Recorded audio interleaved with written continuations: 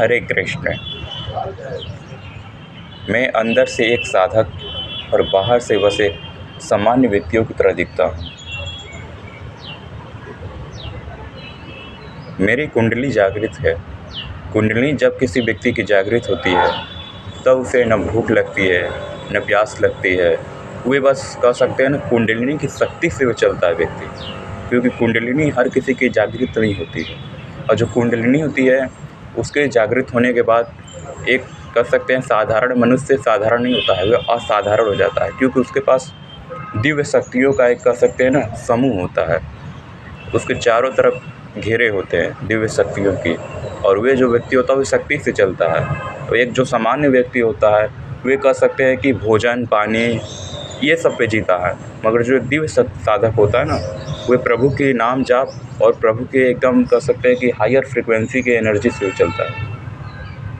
और आज का जो परिवेश चल रहा है, आज के परिवेश में हर चीज़ एक अटैचमेंट से है, और अटैचमेंट जो होता है वो राहु को दर्शाता है, जबकि डिटैचमेंट केतु को दर्शाता है।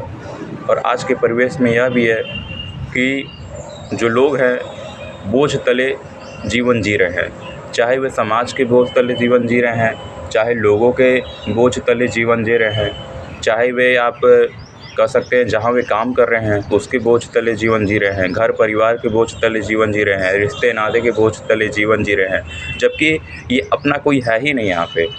अगर कोई अपना है तो ईश्वर है, ईश्वर के अलावा अपना कोई नहीं है।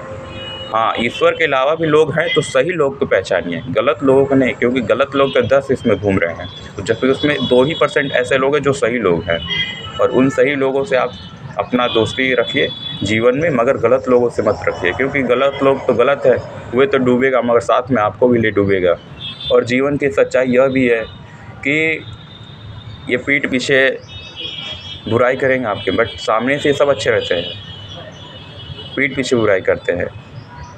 और यह भी है कि ये लोग बस आपको तब तक कह सकते हैं कि अच्छा कहेंगे जब तक आप इनके काम लायक हैं।